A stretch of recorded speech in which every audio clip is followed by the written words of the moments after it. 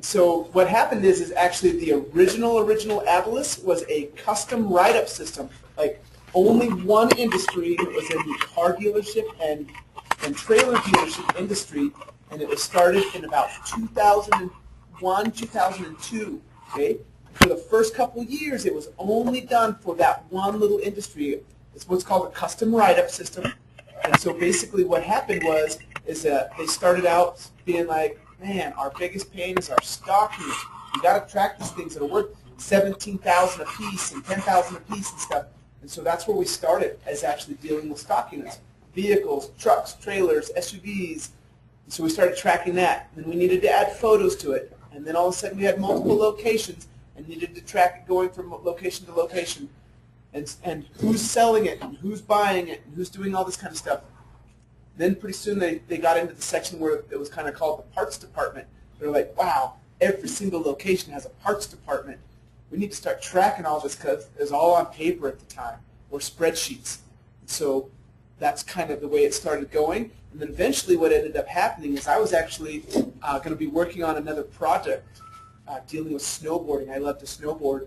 And Steve and David, they had all of these different entities. So we had one whole world. If I'm going to go back to this little industry, here's what ended up happening, okay? Instead of creating a universe, we created a world, and then another world, and then another world.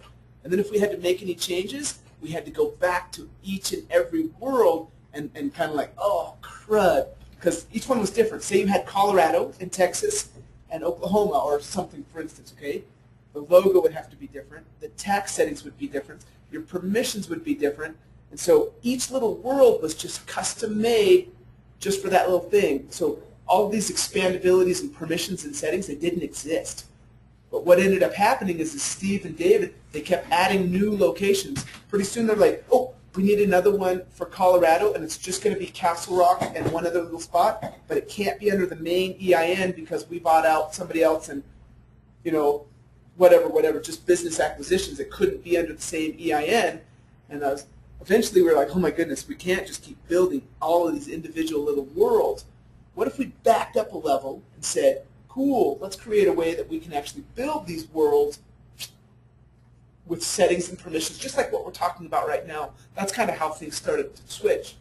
And so it's actually Steve over here. He basically was like, man, I love that idea. That sounds great. But I was trying to run towards a different project, if you will. And so he actually grabbed me, and they had another person hired to kind of help them do their stuff. And Steve was kind of like, guys, check this out.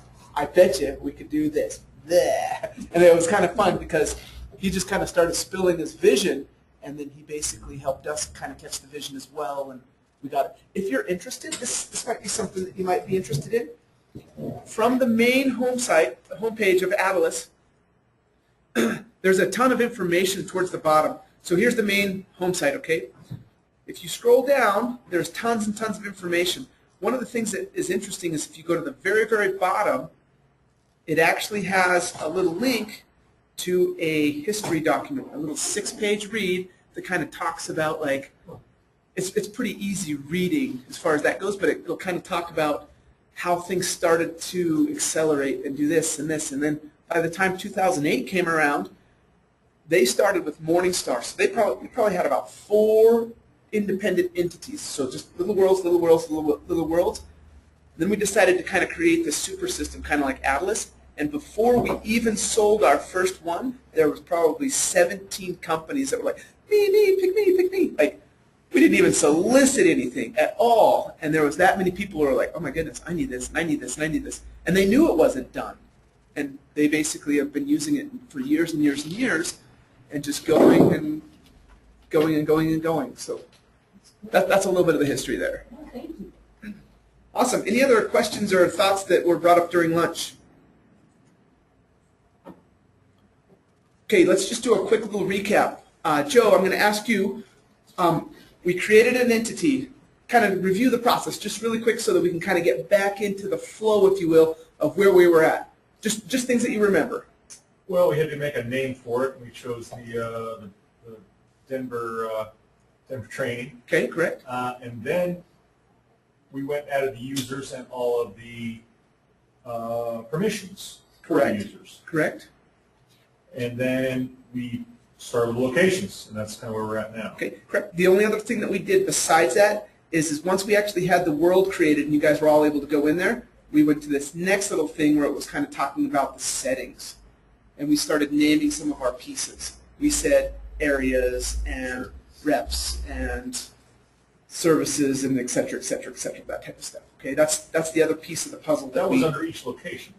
This was, we're still kind of dealing on this, No, that was the world. the world level, okay? But then the next thing that we did is we went into system maintenance and we said we want to go to our location homepage, okay? And so we decided that we were going to start defining little areas. And we just kind of created some little small ones, really simplistic as far as how that goes. Here's something that's kind of interesting. If I review the graphic, we started on this level, we created the entity, then we started naming and setting up stuff and creating the corporation settings. We set up some locations and some geographic areas. Guess what we get to come into next? Yeehaw! We're right there at that level where we get to start playing, okay? I'm going to back this back down. I think I'm using my scroll, and I didn't know that I was. Okay, so what let's do right now, because we have different locations set up, why don't we go into each individual person?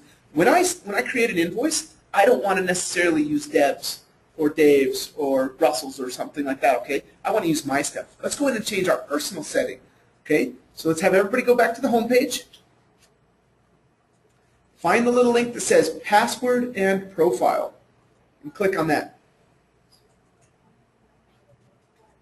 Next, we're going to go to the little thing that says my settings and defaults. So currently, it has a bunch of unknown variables. I have no clue what you want to do, okay? So what I'm going to do for my location, every time I create an invoice, I want to automatically say I'm going to be using Brandon's. For instance, somebody else would be using wherever they're at. And then I'm going to set the cart type to a client invoice. I'm going to leave the rest alone as unknown right now because we don't need to set those at this point. And I'm going to say save my settings. So now the cool thing that will happen is watch this. I'm now back at the main homepage, and if I say start a new cart, guess what it already remembered? I'm going to use Brandon's location or area, and I already know that this is the kind of cart type we're going to do. Roxanne, in case you missed it, what we did is we basically went in here and we set up some of our personal settings and defaults. And so I basically set my location and my invoice type as far as the defaults. You'll notice also that a default homepage is personal as well. So right now it's currently on index.cfm, which is this. It's the classic homepage. If I wanted this to be something different, say I wanted the interactive map as my default, if I go to the exact same spot again, every single time I go home now I'm in this area. But I'm going to show you where it actually shows up. So all of a sudden it just switched to setting behind the scenes. My default is now the interactive map. Okay, just to keep us all so we're consistent, let's go ahead and set the classic homepage for right now as our default homepage. Okay, at this point, we have locations, we have users, we don't have any customers. We're not going to worry about that right now. I want to show you, and technically, similar to what Roxanne said, is you could actually do this before the person even signs in, okay? This is kind of prep work to make sure that something even exists. So out of the box, we haven't added any inventory, anything. Did you know that you can sell whatever you wanted to right out of Adilas without any problems? You don't even have to add inventory if you don't want. I want to show you that you can basically, out of the box, go beyond the cash register as soon as you say go. Okay? Dan, what am I going to sell? I'm just going to do a demo for you, and then I'm going to have you guys do it and play with it just a minute so we can kind of get into it, okay? What do you want me to sell? We don't have anything in here, but I want you to tell me what you want me to sell. Consulting time. Okay, and how much? $100 an hour. Perfect. How many hours? Let's do 10. Okay, awesome. So let's do this right here. So I'm going to go quantity of 10. I'm going to come down. I'm going to actually make this non-taxable, and I'm going to make it for $100 an hour. And what did we want to put this? You okay with that? let's say, just to be a little more specific, e-commerce consultant.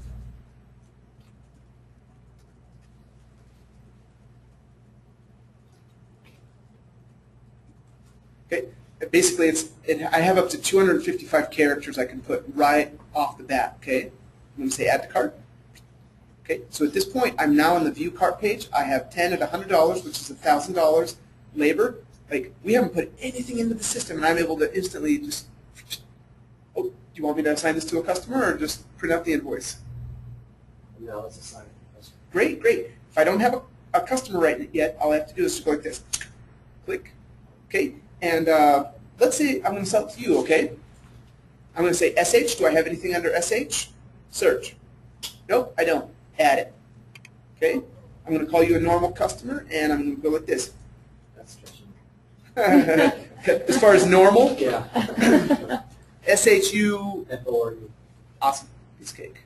So watch this. If I'm just looking for asterisks, it says either the business name or the first name, last name combo. We went with the first last name, okay?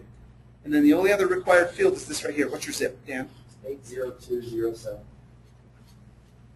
Okay, so technically I could add Danny Schuford this easy and go like this, okay? I wouldn't recommend that as far as like there's a lot of other fields, but technically I now have a cart that's assigned to Danny Schuford for $1,000, and I can check out. How did you want to pay for this? Did you pay for this right now, or are you going to put it on account? Let's put it on account. No problem. It's this easy. Click. So I just clicked this small little checkbox, and what it did is instead of actually putting a physical amount, it said 0 on account, and eventually it'll say, hey, he still owes me $1,000. Continue. So this says review cart. Okay. So this is our final view of what it's going to look like, and then I'm going to say create the invoice. Click. Invoice number 1 to Danny Schuford for $1,000. We didn't do anything, and I was just able to do that, and I put it on an account, so just so you know, it's also tracking your receivables. So watch this. If I go to the client and I do Danny now, and I go right to his log, which is basically kind of getting to his information, watch this. He currently owes you $1,000. Like, you didn't touch a thing, okay? You're just doing normal business. But guess what? We already know that there's some receivables out there. We've got some dates. What did he do? If I wanted to actually say, what did Danny buy completely? I can click on this little link right here. What are all items that Danny's bought? Oh, consulting time for e-commerce. Like, it would just start listing your items that are assigned to you. So these are called relationships, okay? So basically what you do is you're starting to connect pieces. Very simple. We haven't done a thing other than that type of thing. Channing, I want you to tell me something else to sell. Actually, I want you to come sell something. Come up here for a second. What am I selling? Let's figure it out. Let's figure it out. This is very simplistic. And what we're doing, here's where my goal with this is, okay? I want to show you how you can sell anything right off the bat. And as soon as you'll get to a certain level where you're like, you know what, I really wish we were tracking inventory or cost of goods or this. Well, what it does is it says, okay, cool, let's take it to the next level. So what we're going to do is we're going to kind of use a tool until we break it, or we're like, wow, I'd like to go further. And then we're going to keep adding to that tool versus just like, let me throw it all out on the table and show you directly full inventory tracking like we were doing clear down to the usage on the other pieces, okay? Let's challenge Shannon. I'd like you to challenge her. I want her to sell us 3 different things. You can pick the subject. You can pick anything. Who wants to play? Oh boy. Hey, Roxanne, 3 things that you like to buy from a store. Doesn't even matter. Just pretend that we happen to be at a, I know that this is technically a consulting company right now. Pretend that I want anything that you want to buy. She's going to build it for you. Okay. First of all, I want to buy a barcode scanner. Oh, nice. Should I put under myself? Sure. All right. I'm just going to do that here, actually. How much does the barcode scanner run? Okay, let's say it's $87. $87. Great.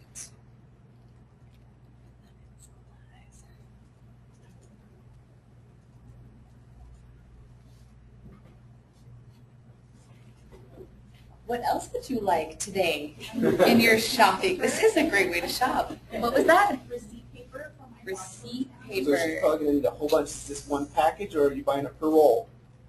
How do you sell it?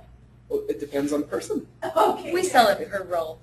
Okay, I need 5 rolls. 5 rolls. Perfect. At, Probably $2.50 or so. oh, I thought it was I'm a lot more expensive than that. Good thing he was here. He just saved you a lot of money.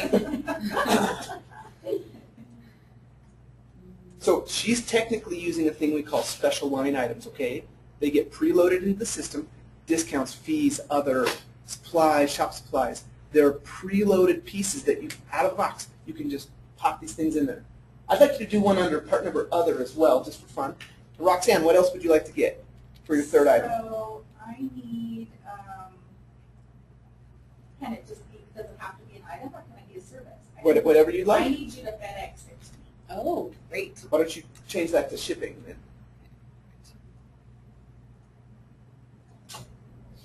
That probably costs about $14.25. I have no idea. I don't ship things. That's a little high. Is that a little pricey? Well, she'll give you a discount We'll as get well. it same day. Yeah, we'll do a discount.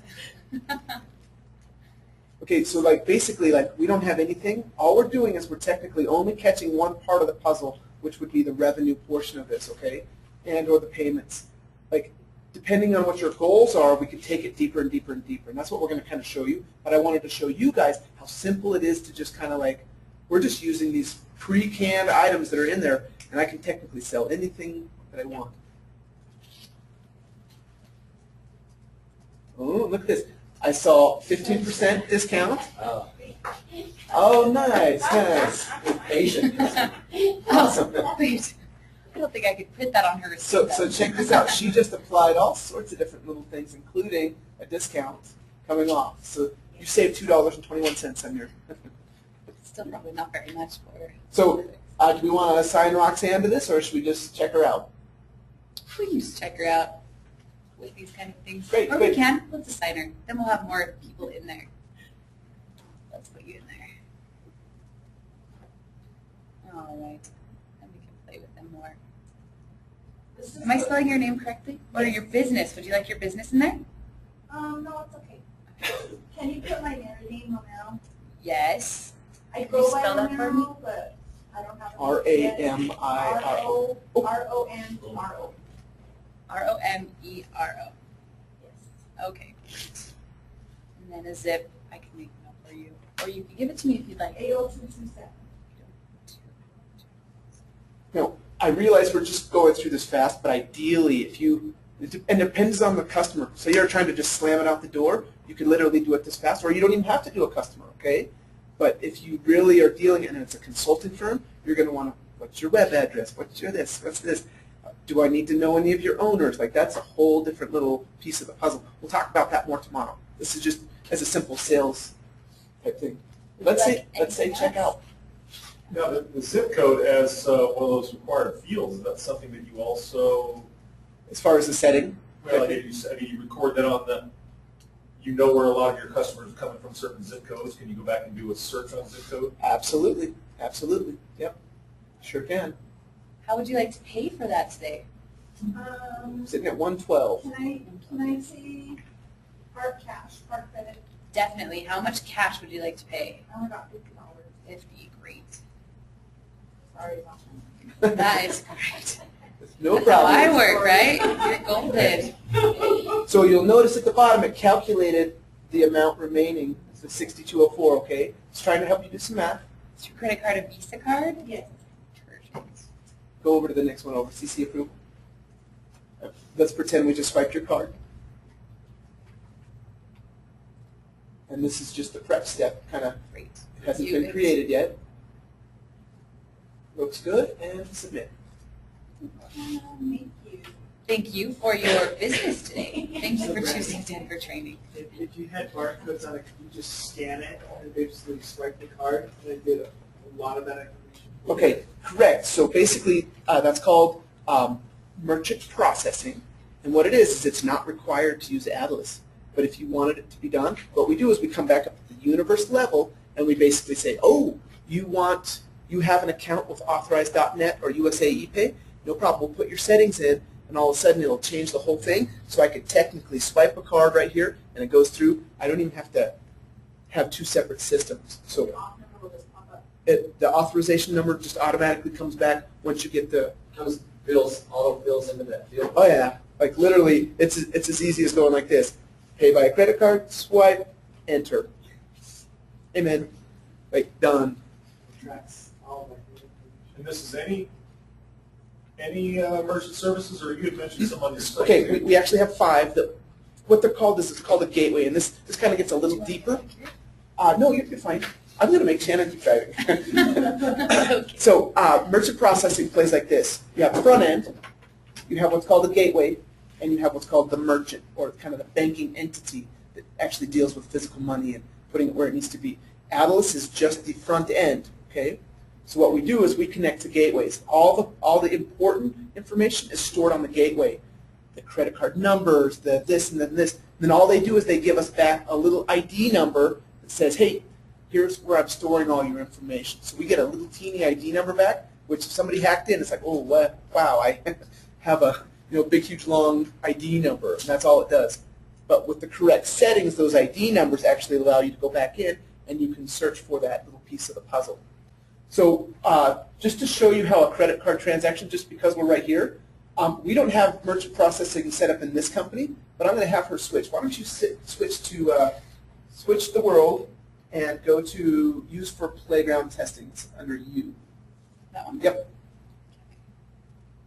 And why don't you do another quick little cart? Just hit cart and go $1,000 or whatever. And I will grab a credit card and we'll scan it. I'll show you guys the difference.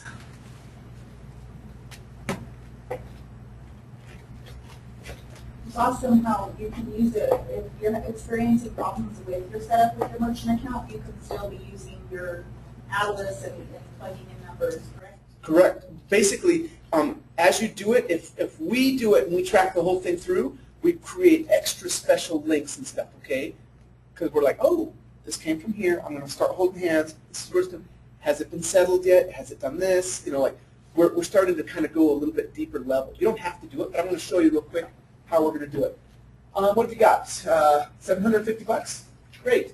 Let's just say checkout.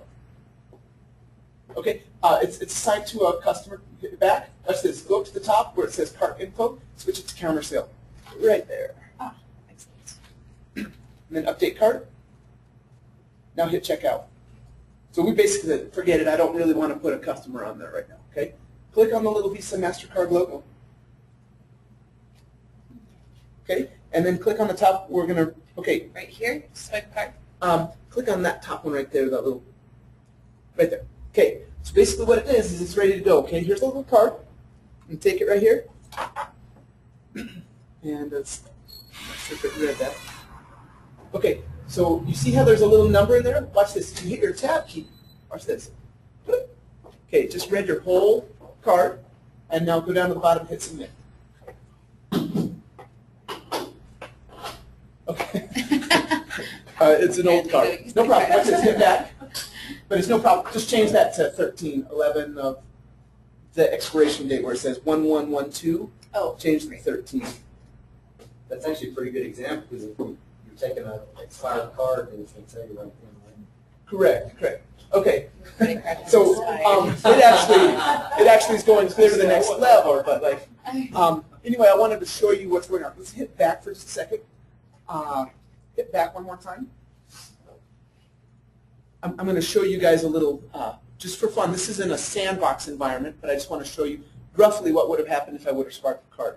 Go ahead and hit the logo again. Basically, all it did is clear that page. Right-click in any of the gray space and go to View Source. Is that little link right there? We're going to copy some information. Why don't you grab from that % sign all the way to that question mark? Right there. Copy. Now just close that up. Pretend that we did it. Go ahead and Here? right there. Yep. Paste. Tab. Okay. Now hit submit. So that was a fictitious card. It just ran the whole When thing you all guys the way do a through. demo, you can do that in any of our little What's that? websites. You can actually go just like he did and copy. We have that card in there.